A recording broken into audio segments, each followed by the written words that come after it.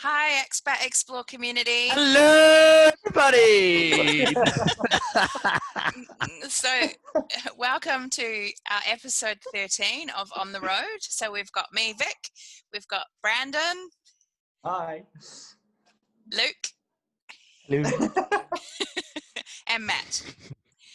G'day. Just to recap, if you forgot who we were, we actually had a break. If you didn't notice, we weren't here last week. So Not like a break is our friendship. We're still friends. It wasn't like we had some arguments. We still needed to separate for a bit.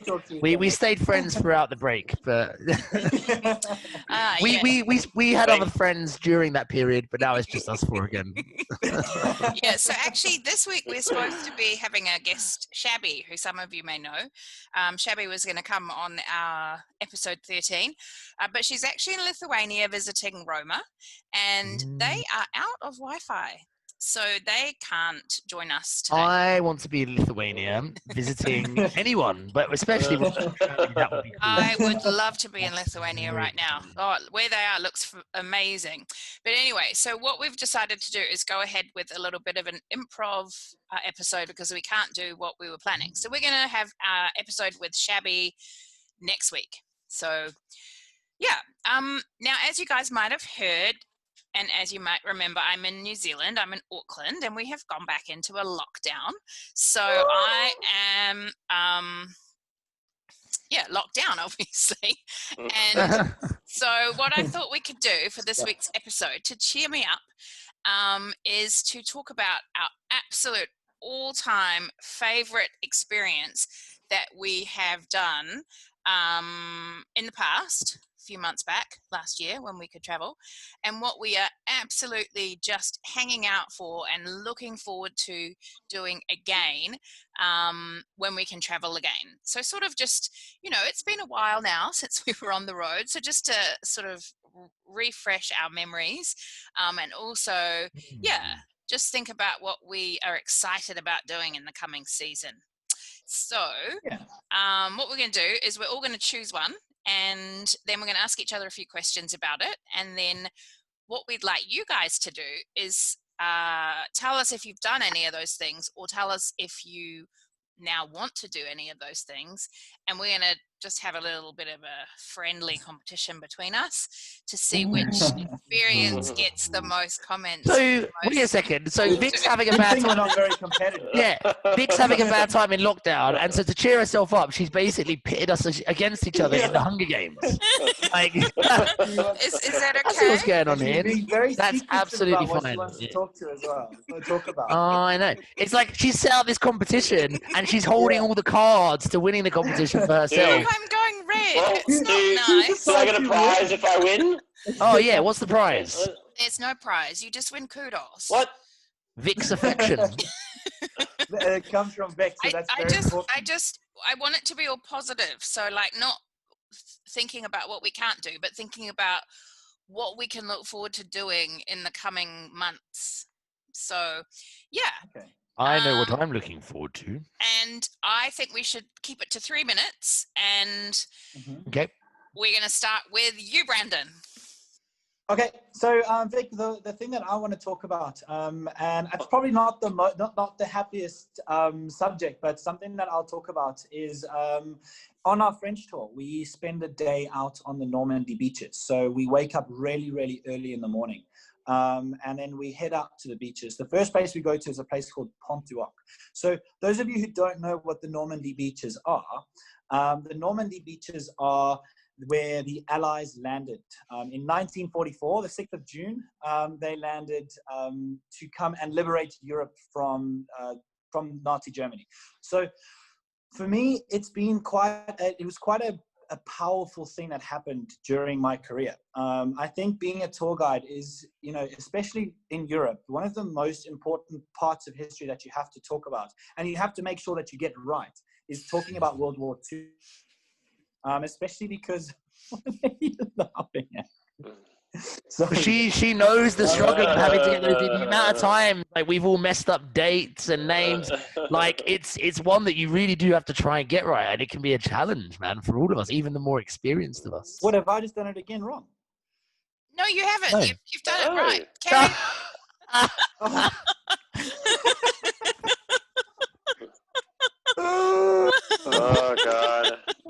It's okay. D-Day. Carry on. Okay, You did it. yeah. Yeah. So the D-Day landings, basically, on the expat tour, the Taste of France, you get to go out to the beaches. So you get to go and walk around some of the old batteries that were set up. You get to see the old guns and so on. And it's a very powerful experience. One of the highlights is you get to go to the American cemetery. So you see and you can pay your respects to all those people who did lose their life in the kind of reclaiming of France and pushing back the Nazis from Europe. After that, you also head out to a place called Arromanches. And in there is a 360 cinema that you get to go and see. And it's the largest collection of World War II footage from all over the world. So it's the largest collection from everywhere. So it's got footage from the Germans, it's got from the Italians, it's got, you know, speeches from people like Charles de Gaulle, speeches from people like Winston Churchill. And I cried along with half of my group because it was just such a moving and powerful experience. So definitely one of the highlights of my entire career was, you know, hoping to get, you know, finally get that World War II talk right and do it, give it the justice that it deserved. And then being able to go out and see the beaches was something very, very, very powerful, and something that I really want to be able to do again. And that's something that I really am missing about being a tour guide. It's mainly the history, and it's being able to talk about it a lot. So that's something that I'm missing the most, and something that I look forward to doing again. Yeah, well, thanks for that, Brandon, because that is such a special thing to do on a tour. And, you know, I really appreciate that you've thought about something that really meant something to you other than just food and wine. So, yeah. But yeah, on that day, though, you're very close to the region of Camembert, aren't you? So you can actually go and have some cheese if you have time. I mean, but yeah, the region is just, Yeah, have you guys been actually, Luke and Matt? No, I haven't. This is good to hear, because I mean, again, like the whole Europe scene is quite new to me. I've only been continental touring for the past season. Before that, it was only localized to the UK and Ireland. And so again, like I've said to you guys before, when we trained together, I was like super nervous about some of the war talks, just because, like Brandon says, it is such a big, broad subject that people really want to know about. And again, you have those that don't know much about it that want to know more, and those that already know a lot about it that are looking to expand their knowledge, which puts a lot of pressure on us. And Brandon was so helpful to me. Like a lot of my war knowledge, I know, came from Brandon, because he is someone that's very passionate about it. And so I would love to go to Normandy, but I would like to go with you, Brandon. I'm a bit of background on that. On training, I sat next to Luke a lot, especially in the beginning of our training tour. And then he kind of got rid of me, and I had to sit next to Vic because I kept trying to tell him things. And he was like, just please. Yeah. Like, sometimes the fountain keeps spurting even when it's hitting you in the face and it's hurting your eyes, you know? It is, yeah, but you're right. I mean, it ties it all together. But you're right, Luke, because there's so many areas, obviously, of history that we can like try and specialize in. And war history, World War I, World War II, and Cold War, those are my all-time favorite things to talk about, even though, like you said, it's a bit morbid. It's just interesting, and so many people are interested in it, and so many people are interested in visiting these places. So yeah, you've brought back memories for me. Thanks, Brandon. Oh, that's good. So who is up next? I believe I'm number 2. Matt, you're up. So yeah, hopefully mine's a bit more uplifting for you, Victoria, seeing as that was the point to put you in a brighter mood. Well, Brandon had some like kind of like the holy ground of the theatre of war in Europe, with Normandy. But I'm going to go with the holy grail of the Olympic Games. So yeah. Last year I got to run the Best of Greece for Expat, and on the first part of the trip where we're kind of doing the mainland, we get to go to Olympia, which is the birthplace of the ancient Olympic Games. Like, really cool. Tokyo 2020 should be taking place right now. I think so. Yeah, that's another good one to talk about. So with the no Olympics. So, but yeah, with the tour, we get to go to Olympia, and you go to the grounds, and we have a local guide who shows you the grounds, shows you where, like, the gymnasium was, where the athletes would go and train and warm up for, their various events. And you walk around some of the other ruins where all the temples are. See some of the, the statues that were displayed around the place of the winners, because if you won, you got a statue put up in the park. But then it ends on the original Olympic running track. Ooh. And of course, for a bit of fun, what we do is we get people who want to get involved. We go on the track and we have a little race. So you get to run on the ancient Olympic running track. Run around the Olympic track. It's amazing. Yeah, it's amazing. So Matt, unfortunately, when I did it, I was a very close second. Silver medal. Just beat me. Matt, I'm confused. Are you talking amazing. Are you talking about the stadium in Athens? No. So that's the original stadium for the first modern Olympics in 1896. This is ancient, like thousands of years old. Right. I mean, there's no real. It's just a little oval of some sand. Yeah. But yeah, but it's really cool. And I was going to say there is a prize at the end, but I'm going to leave that as a mystery. I think people should go do it. I don't want to spoil that for people. But no. If you do that Best of Greece tour, you go to Olympia, and you can run on the ancient Olympic track. That's cool. It's cool. So now really cool. I have a question for you, Matt. Yes. When you go there and you do this, do you dress up like an ancient Olympian? No. Okay, so for my viewers, the traditional ancient Olympics, the competitors were nude. Of course, when we go there, you put your clothes on. I will compete in the naked Olympics. Clothes on. Can I be naked for this tour? No. That might be acceptable. Angry Greek security guards yelling at you. They'll have to catch me first. So, Matt, is that something that you're looking forward to doing again next year? Yeah, love to go back. That was the first time I'd run a tour of the Greek mainland. Like, I'd done lots of island tours, but I'd love to go back to those sites on the mainland, back to Olympia, back to ancient Delphi. Lots of cool places. So there's so many cool places on the mainland, and so many people just think the islands in Greece, but the mainland is so cool. Yeah. So interesting. Yeah. I know. I'm sorry I only gave you guys a few minutes to think of something, and also like there's so many things to choose from, but you both have chosen two like super amazing experiences. So am I going to go next, Luke, or do you want to? No, I'm going to go next. Okay. Because I think you go last because you're running this. And so one of the reasons why I asked Matt if he likes to, or he does dress up for this part of his tour, is that one of the things I am missing most about tours isn't a specific place, because if I was going to talk about my favorite place again, you would just hear another 3 minutes of me banging on about the Ring of Kerry, and I feel like I talk about that anyway. So I'm going to move on from the Ring of Kerry and talk about something that I really am missing, and that is dressing up.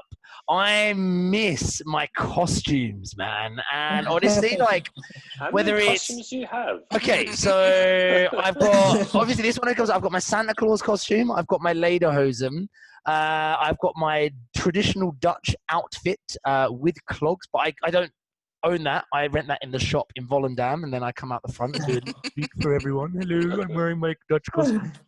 And also just dressing up generally, because whenever you go to places, they just have random things that you can put on sometimes, whether it's in music. Yeah, that's like my favorite thing. I've dressed up like a centurion before as well.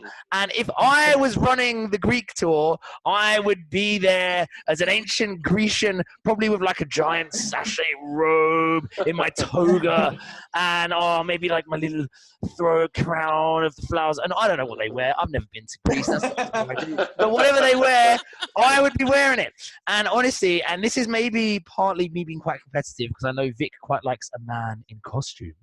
And so I felt We're all by trying to compete for sharing, Vic's we love. are trying to compete for Vic's love. We all go down different routes to do it, and this is mine to take.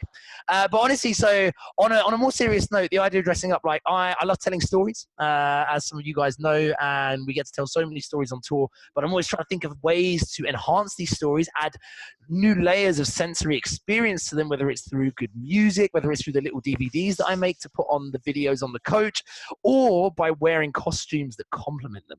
And I'm really missing being on stage, and by stage I mean the coach, but the coach is our stage. The whole of Europe is our stage.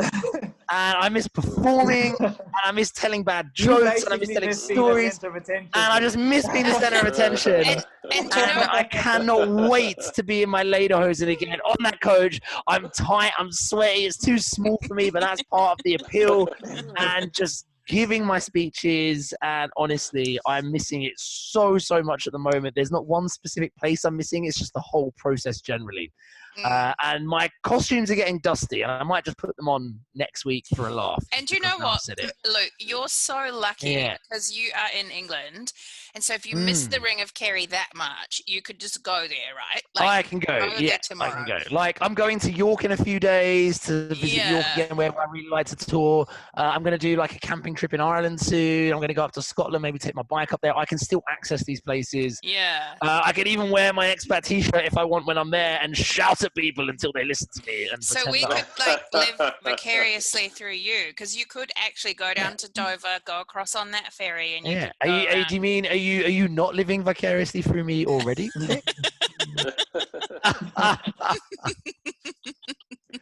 Like our whole lives. I know, right? Okay, well, that was a little bit left of center, but I like it. Well, got to mix it up a little bit. And again, this is when I think about what I'm missing most and about Europe, and it's the process of being there with the people, up in front of people, and delivering these talks and being in my silly costumes. And that is actually what I'm really missing at this moment in time. It changes from day to day, but right now, that's what I'm missing wearing that uniform like every single day. I do wear this every day. I don't have any other clothes. I miss being. That's all I ever used to wear.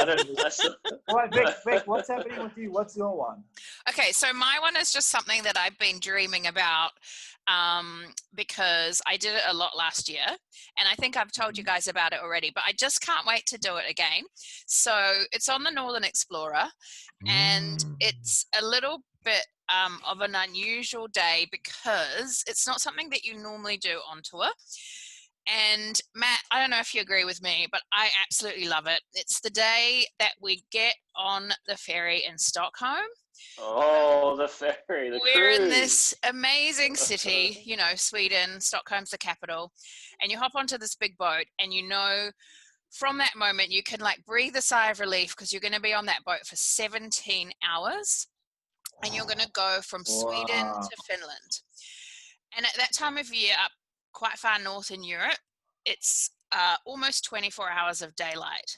So you're going to leave Stockholm and you're going to sail through the archipelago, which is like 30,000 islands. And they don't have nighttime. And so, of course, you don't have nighttime. So you can watch the archipelago for like 3 or 4 hours. It's absolutely beautiful. You see all these wood cabins. They don't have electricity because they don't need it because it doesn't get dark in the summer, and everyone's just enjoying this, beautiful scenery. And you're on a boat, and there's a swimming pool on the boat. You can go down and you can have a sauna. You can go. You can have a jacuzzi. Yes. You get your. It sounds like a holiday within a holiday. It's amazing. You get. So it depends what you want to do, right? Like the Scandinavians love saunas, so you can go down and have a sauna. If you're a bit of a party person, if you like socializing, you can go up and there's a disco. There's lots of different areas where you can have a drink, where you can have a dance, well into the night. Also, you get a really comfy little room, so we don't expect you to not sleep.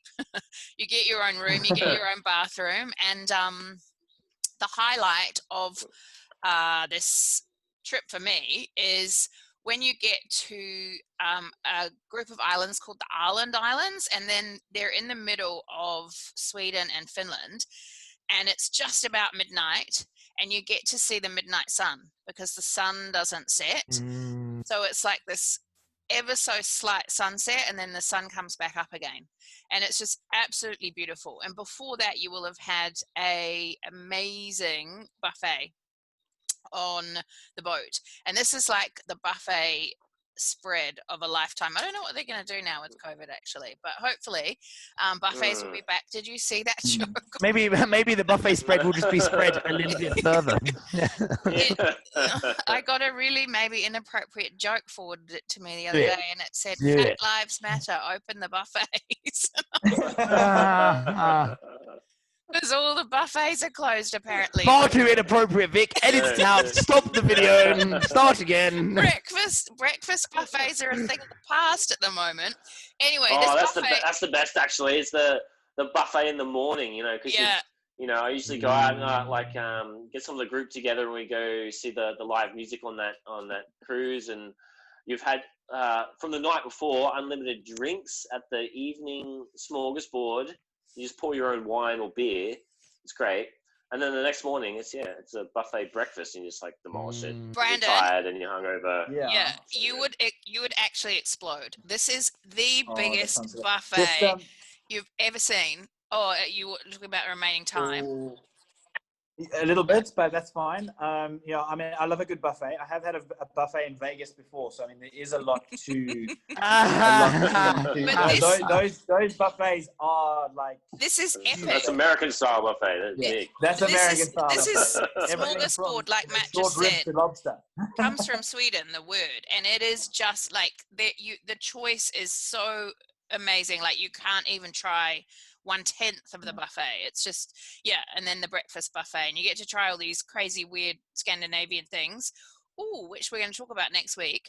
But anyway, that's something I'm really missing. And then you arrive in Helsinki, and it's amazing. It's just okay. Well, that's wonderful. But what I'm just thinking about just on that, I didn't really finish on that. Just hold on, Luke. We probably have like 35 seconds to a minute left. Okay, let's wrap it up. We've got 4 minutes and 30 seconds.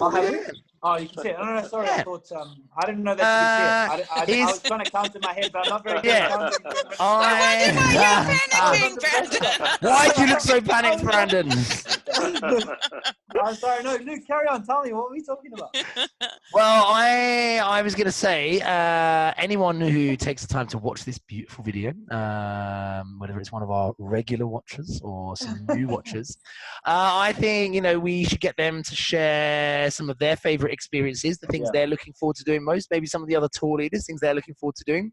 Also, anyone who has any pictures of any tour leaders in fancy dress, I want to see them and steal ideas from them. So put those in the comments, okay? Yes. But one of the important things I was going to ask is, Victoria, how are you going to judge the winner?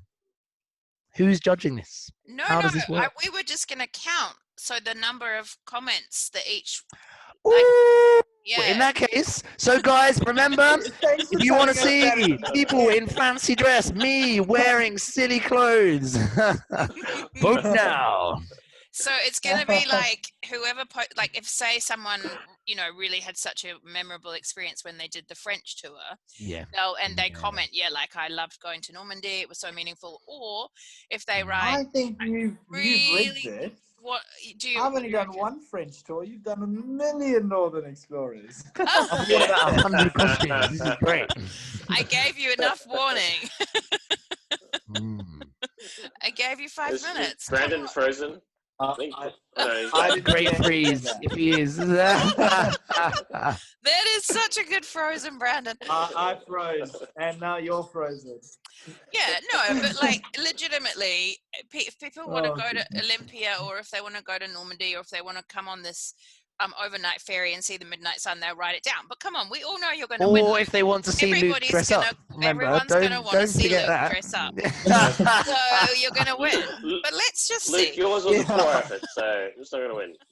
This is just to cheer me up, remember, because I'm back in lockdown. Yeah, we remember the whole point of this is that we are the 4 best friends that anyone could ever want, and one of us is feeling a little bit down, and we want to make her feel special. I feel like most of our friendship is us making Vic feel special. Yeah, basically. And I She is could not be special, happier too. with that. I could not Isn't be it happier with most that. of our friendship me berating all of you and telling you off? Yeah, it's you making us feel Yeah, Yeah, bad but and us making it you feel makes you good. feel special, you know? No, hey, no, You're, that's not you know, fair. you're in No. charge. Do you know what? When I have like new things in my life, whether it's to do with any sort of things that are difficult, that are enjoyable, Vic's one of the first people that gets a message. Oh, Thank you, man. oh. You are. Oh, You're important to me, to Such a us. sucker.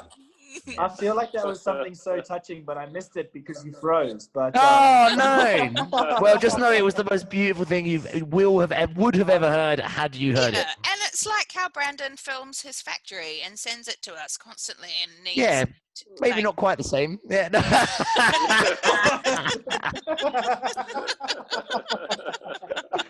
yeah, because you guys watch about 10 seconds. Yeah. I watch all of them. I watched all of 20 them. seconds. And then Matt just like Matt doesn't contact us at all from the petrol station. He just No. he just Too jumps, busy making enigma. copies. he just jumps on when he's He's told. serving up donuts all day. Of course he's busy. We're not allowed donuts anymore because I was saying they're the site's in another state. Well, they closed the border, and now the donut man can't come to Oh no! That's tragic. Oh, Poor donut man's just stuck on the other side of the border. No one eating his No, donut. all right. these people keep walking in, and they look at the donut stand, and they're like, "Oh, oh, especially if you come all that way, especially for a donut, eh? All right, guys. So we're going to sign off. Remember, Shabby is joining us next week, and next week we're going to be discussing like crazy foods that we've tried all around the world or on these expat tours. So yeah, hopefully next time I talk to you, I'll only have a few more days left in lockdown. So bye for me. Bye from me from New Zealand. Goodbye from London. Goodbye Good. from South Africa. and good night from Australia." And Now, guys, are you going to... No, no, you go. I thought you'd forgotten. We're going to have a secret code. If you watched this far, we want to know. We don't think anyone's actually watching till the end. So if you are... I love how you felt the need to get closer. It's all a get closer. secret. So if you're watching to the end, let us know. How are they going to let us know, guys? Like I said, Type just Bravo. type bravo in Type the bravo. comments in the field. end. Type bravo in the comments. We can see if you're watching to the end. That just got really creepy. Really. Oh, Okay, let's go. Anyway, on that, see you later, guys. quick. No, don't go. Goodbye.